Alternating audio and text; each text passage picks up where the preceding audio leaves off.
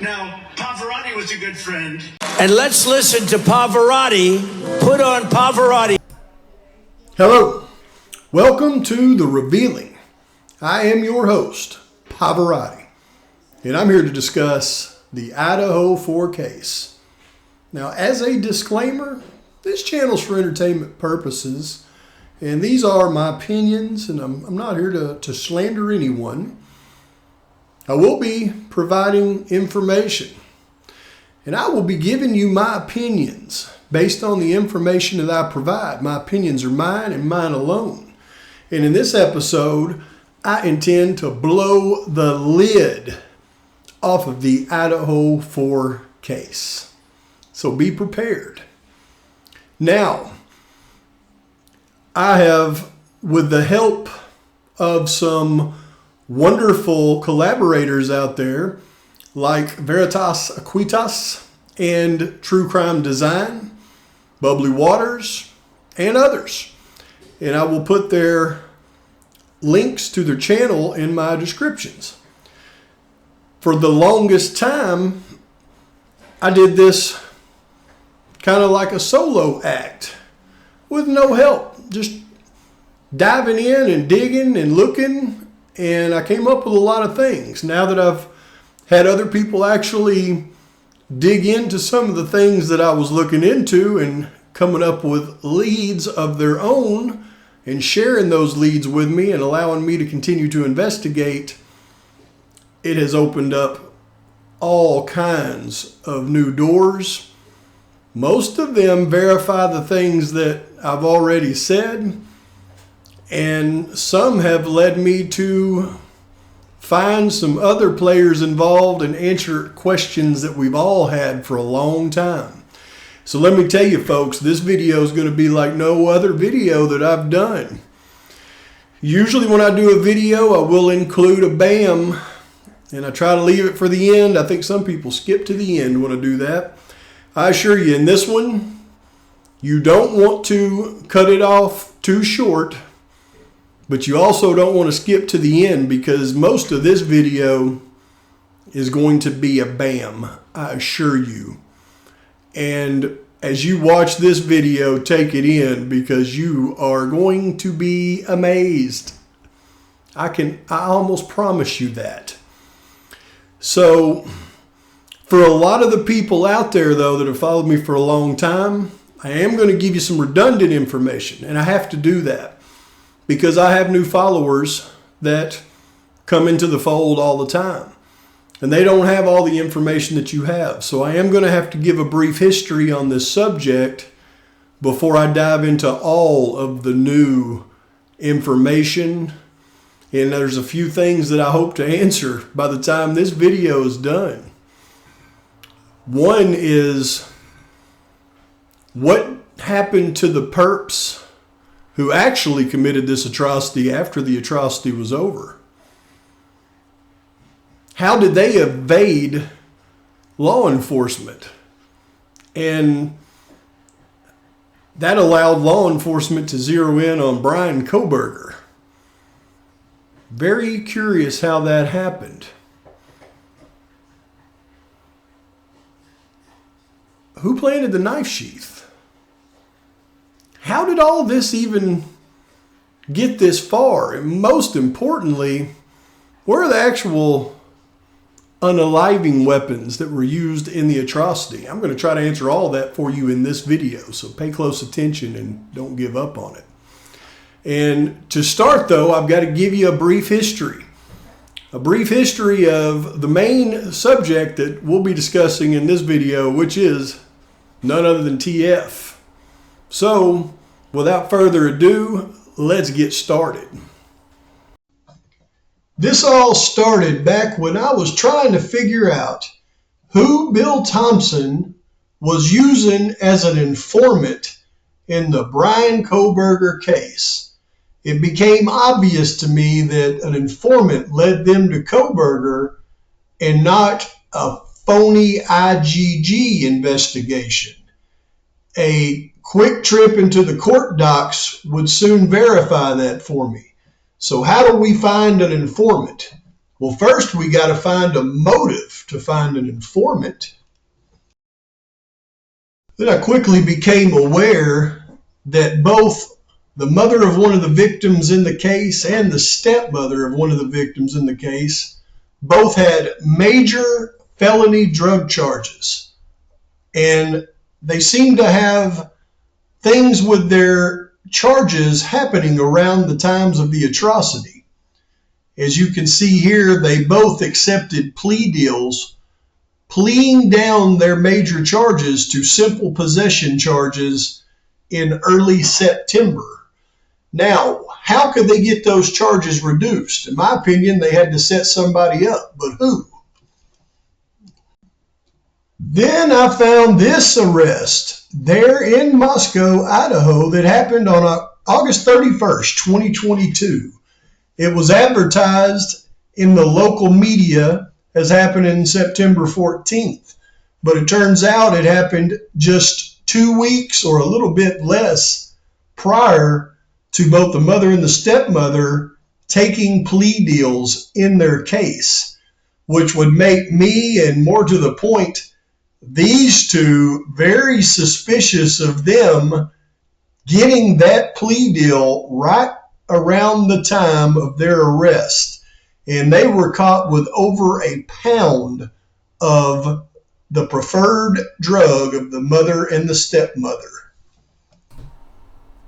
The next step was, how do I find out if there is a link between these folks and the mother and the stepmother? And that's not an easy thing to do when you get into the criminal underworld, because although people in that world usually know each other, especially if they operate in a proximity close to each other, they almost always know each other.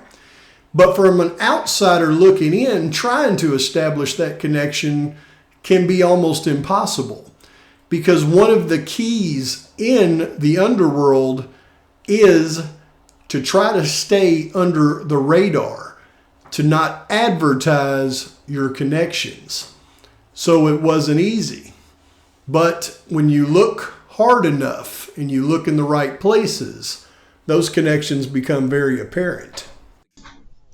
So we know that the gentleman I referred to as TF is connected to the lady that we referred to as TR because of the arrest that I just showed you.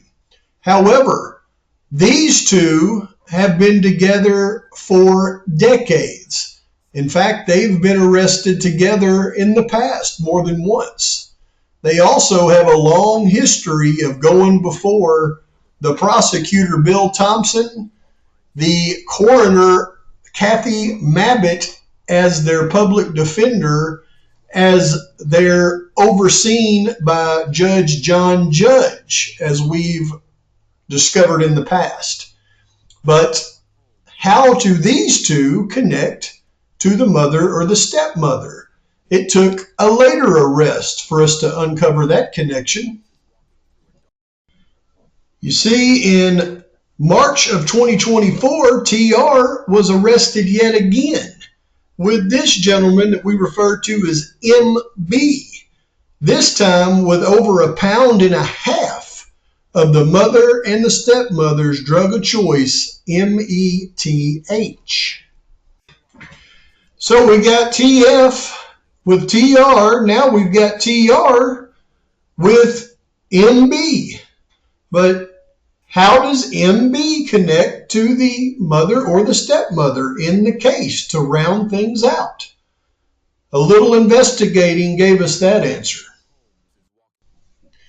Turns out when you live about 5 houses down from a major supplier of your drug of choice for 17 years, you become quite familiar with that neighbor. So now we've got TF connected to TR, connected to MB, now connected to the stepmother. So we've got the motive for this, but how does the perpetrator become an informant? That came next.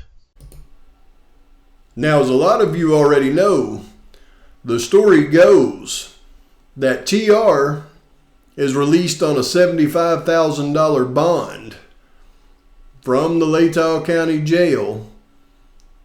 And about the same time, TF is released on a furlough to visit a sick relative by Judge Megan Marshall, the original judge in the Bryan Kohberger case. Now, he is supposed to be back, but he doesn't come back from that furlough. So therefore, a warrant was issued for his arrest for absconding. So TF is free, out and about during the time of the atrocity on King Road. He is later arrested up in Spokane, Washington on November the 23rd. But how does he become an informant? As we look deeper into the investigation into Mr. Kohberger, we see that about the time that TF is transferred back to Latah County, that's the time that things heat up in the Kohberger investigation. All of a sudden, his name is injected into the investigation. And then Mr. TF is given what I've referred to many times as the deal of the century on December 19th by the judge, John Judge, same judge that was in the Bryan Kohberger case, and that was set up by the prosecutor, Bill Thompson, who TF had been in front of many times in the past. For 25 years, he had been going in front of Bill Thompson. They knew each other well. And he was assisted by that with the help of his public defender, the coroner, Kathy Mary Mabbitt. So, that made me look deeper into TF.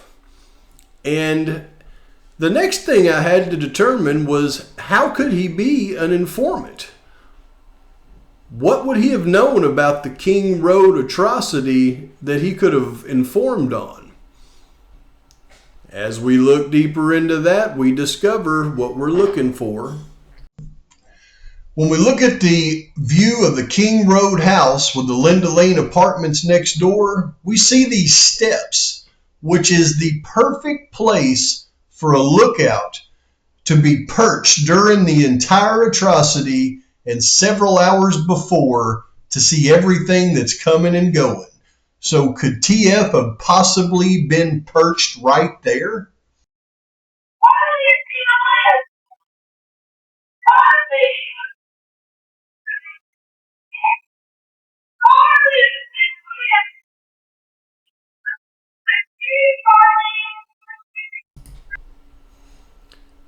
Well, that resident of the Linda Lane apartments yelling out to somebody she recognized lurking around the Linda Lane apartments would certainly lead us to assume that he was perched, probably near those steps, watching everything that evening, watching out for the real assailants, noticing an unassuming car and informing law enforcement of their presence in the neighborhood, even though they had nothing to do with the atrocity.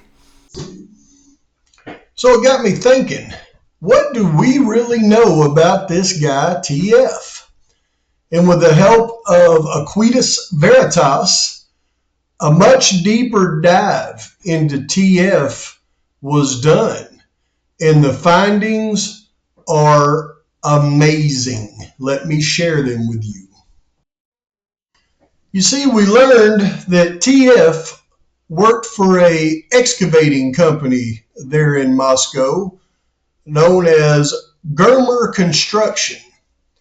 Now, Germer is located just south of town on Highway 95, And it is a small excavating company of about 10 employees, been in business for a long time.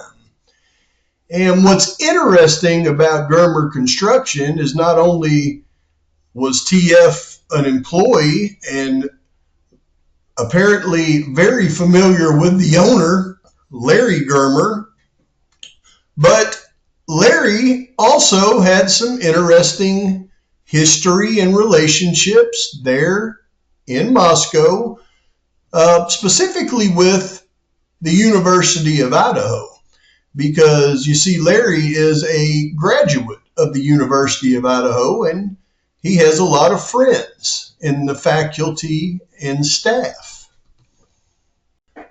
Thanks to Aquitas Veritas providing this wonderful information, we can see that TF was posting on Facebook about his boss, Larry Germer, and an event he attended with, as you can see there, Jason Eck, the University of Idaho football coach, and another gentleman having a good time at an alumni event.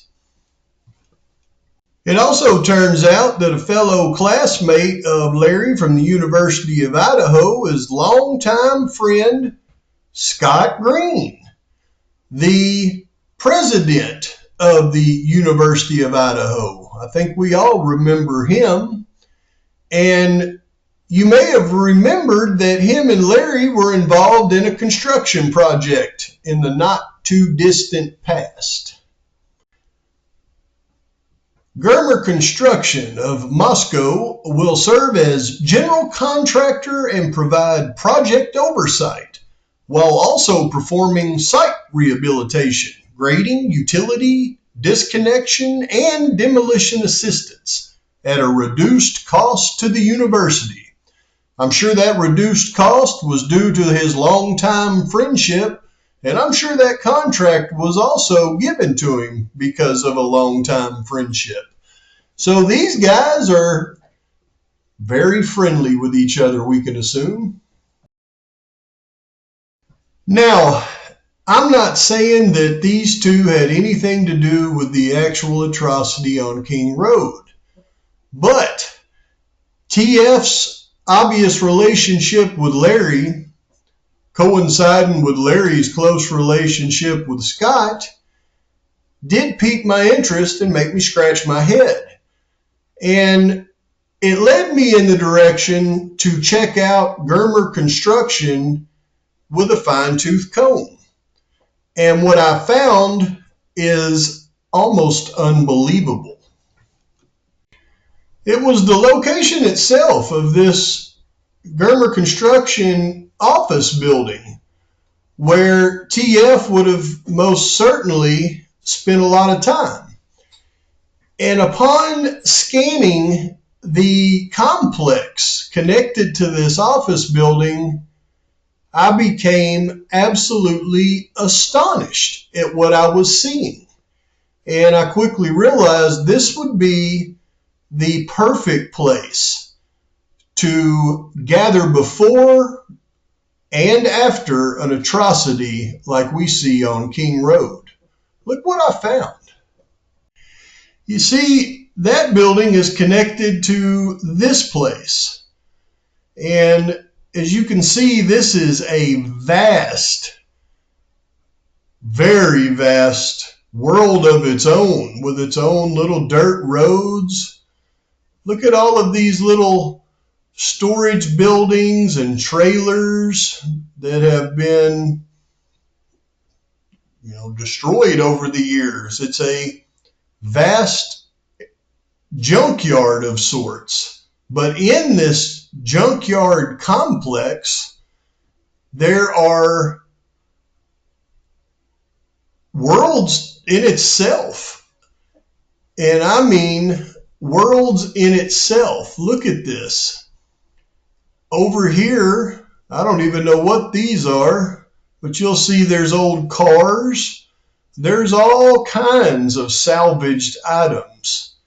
And the more you look in this complex, you'll start to see buildings all kinds of very large buildings that I assume are used for storage. I'm almost certain these could possibly be temporary residences for people. But look at the vast amount of salvage and buildings where things could be hidden, things could be, I can't even imagine what all could be in this place. And it's secluded to itself, located in between this main road over here, and on the other side, you have Highway 95 going south. And here is that Germer Construction building located right here in the middle of this unique property. Now, I know I've got some very smart people out there right now thinking, now Pavarotti, that big, giant, secluded, salvaged junkyard may look suspicious, but you have absolutely no proof that it was involved anyway in this atrocity. What do you have? I thought the same thing. But upon further research and investigation, I found some things that made my eyeballs pop completely out of my head. Let me share them with you. Detective Payne, I want to look at Defendant's Exhibit SS now. Don't put RR away. I think we might go back there in just a minute. But SS, if I can draw your attention to paragraph 1.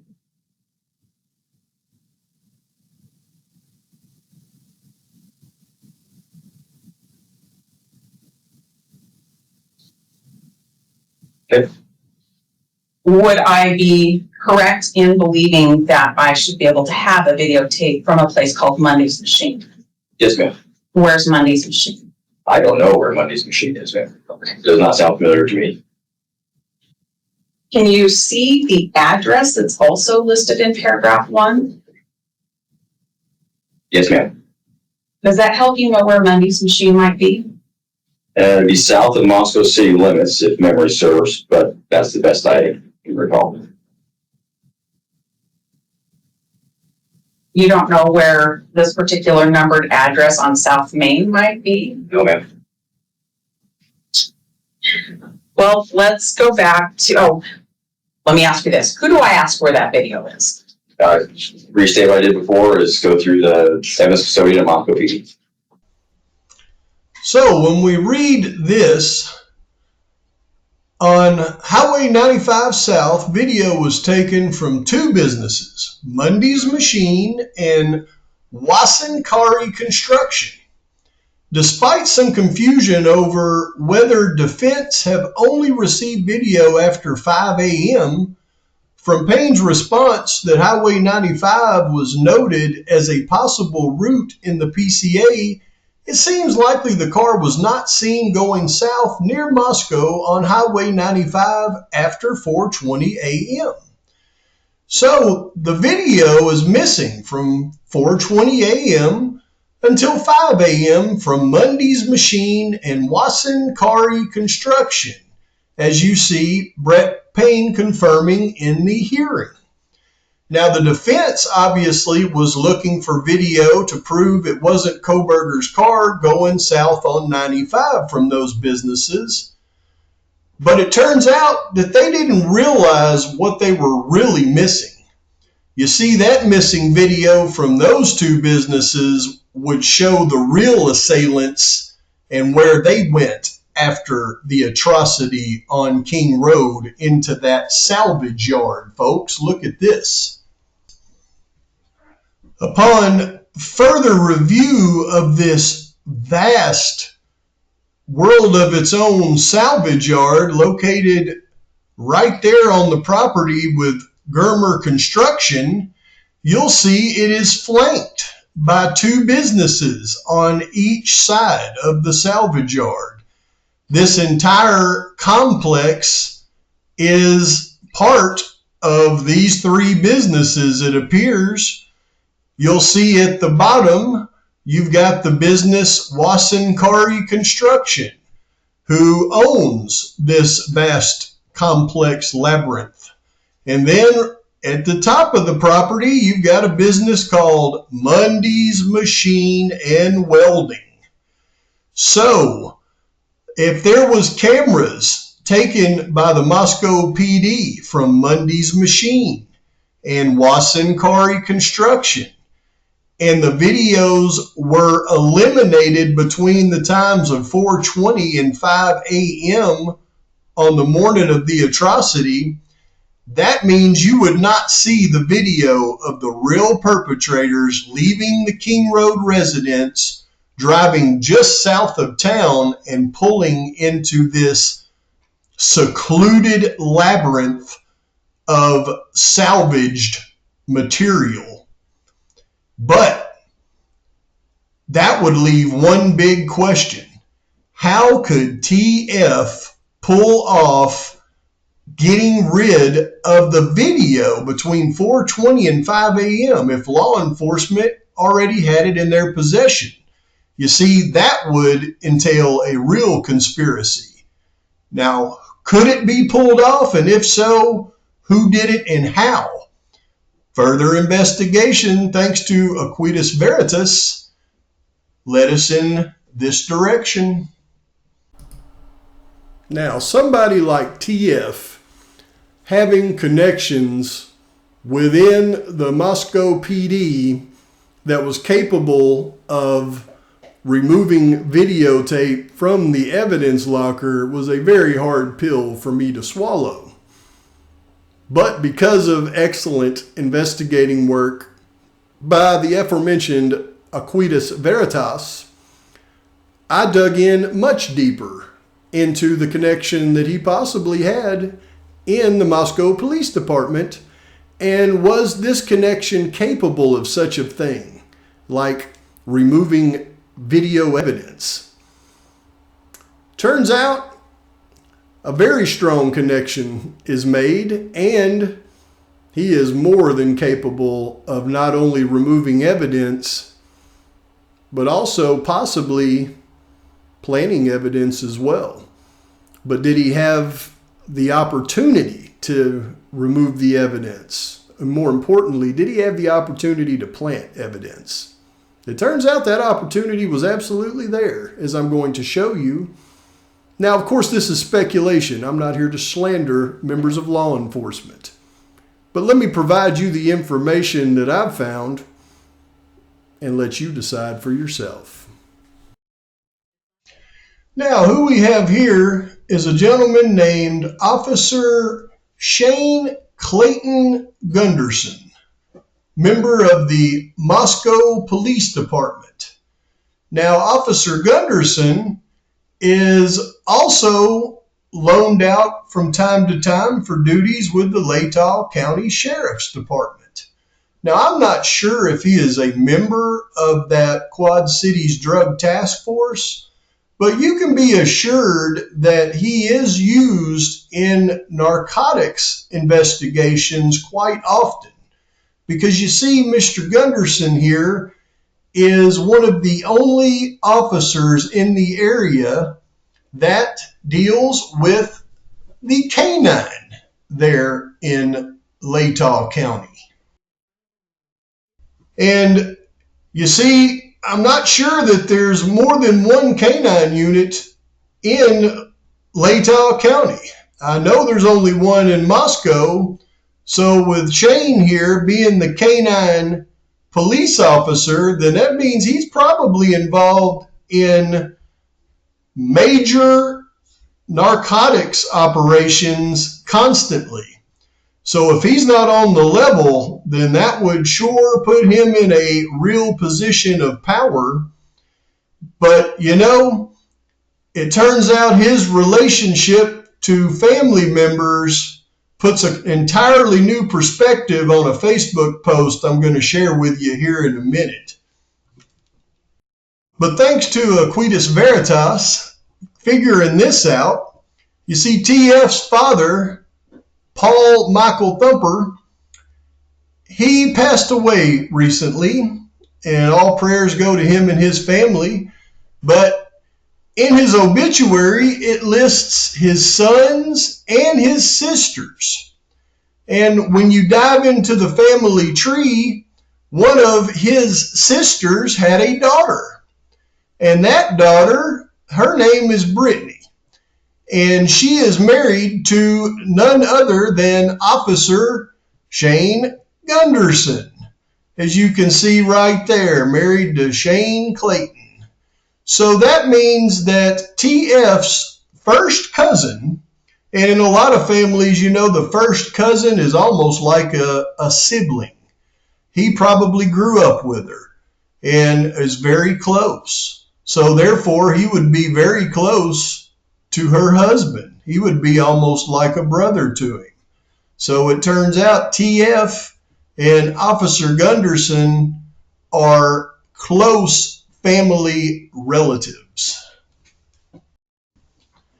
But surely, just because he happens to be a close relative of TF, a known criminal, that doesn't mean that we should assume in any way that he would do something like removing videotape from an investigation. There is absolutely nothing about a relationship with a crooked family member that would lead us to that conclusion, unless he had in the past done something similar. Now, I know a lot of you out there have heard of this thing called Stickergate that happened during the time of COVID there in Moscow. And it is a well-known fact that video evidence in the Stickergate incident was suppressed by law enforcement there for the case. And you can see in this article, it says Sergeant Gunderson, who was one of the first two MPD officers on the scene the night in question, notified prosecutors that Officer Waters, who had been the responsible officer on the scene, captured video of the incident with his squad car's dash cam. Gunderson said that the footage was in MPD's system and that it had been in MPD's possession from the very beginning of the case. So they finally got him to admit that there was video in the Stickergate controversy and that it had been purposefully suppressed. So yeah, I guess he does have experience in making videotape disappear. And then I was reminded of a Facebook post that TF had posted at one time when the Moscow Police Department was actually getting that drug dog the first time. And I always thought this was a really bold statement by a criminal to put out on Facebook. And it says ACAB, which stands for All Cops Are Bastards. And I feel sorry for any dog that has to ride around with a pig all day. I said, wow, that's some strong language from a white supremacist. But now, learning his relationship with the canine officer, I realize this is just him giving that officer a hard time, just like jovial friends and relatives do to each other. Now, there's bound to be a guilter or two out there watching this video, and I know what you're thinking at this point. Yeah, but Pavarotti, if this was the case, then how do you explain the knife sheath found at the scene? Remember the knife sheath, Pavarotti. Well, how could I explain the knife sheath found at the scene if this is all my speculation coming true? Well, I could explain it this way. Because who was the first officer on the scene of the atrocity? Gruesome details of the crime have begun to come to light 1 year after the slayings. There was so much blood, it had been seeped through the wooden floors and run down the building's gray concrete foundation in jagged red rivulets, according to Airmail News. Gunderson admitted he was taken aback by the overpowering scent of blood that hit him as soon as he entered. The coroner, who had previously worked as an emergency room nurse, later described the scene to the press as chaos. Lots of blood. So the first officer on the scene was actually none other than Officer Shane Gunderson. Now, it wasn't until later that Payne and Blaker walked through the King Road house. On November 13, 2022, at approximately 4 o'clock p.m., Moscow Police Department Sergeant Blaker and I being Brett Payne, responded to 1122 King Road, Moscow, Idaho, hereafter the King Road residents, to assist with scene security and processing of a crime scene associated with 4 unalivings. Now, says Payne, as I entered this bedroom, I could see 2 females in the single bed in the room. Both Gonzalez and Mogan were deceased with visible stab wounds. I later noticed what appeared to be a tan leather knife sheath laying on the bed next to Mogan's right side when viewed from the door. The sheath was later processed and had K-bar, USMC, on the sheath. But now that we know what we know, can we really trust that the officer on the scene, Shane Gunderson, didn't lay that K-bar knife sheath next to the victim on the bed? So just to recap, folks, Mundy's Machine, Wasankari Construction are just south of Moscow, Idaho on Highway 95. It just so happens that those are the videos that have footage missing from 4:20 until 5 a.m. that Ann Taylor is actively searching for, and Brett Payne has no idea even where these businesses are. And that just so happens to encompass the Germer Construction building as part of that complex. So, in my humble opinion, once the perpetrators left the King Road residence at 423, we see them pulling out. They would have then picked up the other assailants and then drove just a couple of, not even a couple of miles, just, maybe a mile. I think it's 1.7 miles is what I mapped it.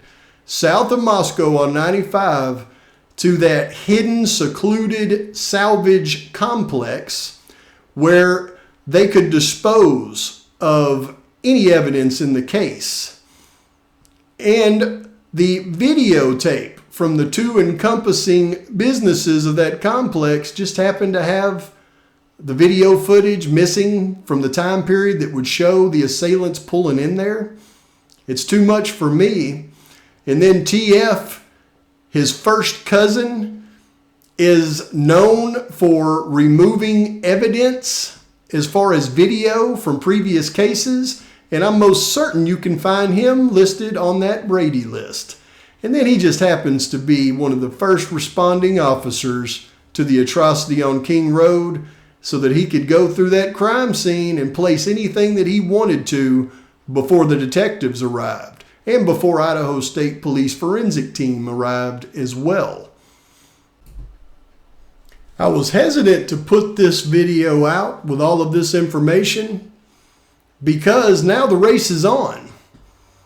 In my humble opinion, law enforcement should converge on Wasankari Construction with their search teams and go through every inch of that salvage yard, no matter how vast it may be, because that is the most likely place for any unaliving weapons and any evidence from the atrocity.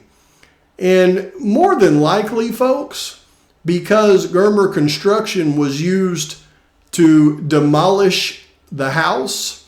And it certainly looks like a lot of the excavating jobs that they do end up in Wasankari Construction's vast complex of junk. I'm going to give it about a 95% chance that the actual King Road residence is located right now in that complex as well. What do you think? Now, I've unloaded a tremendous amount of information to you in this video. There's more, but I do want to send a special thanks out to True Crime Design.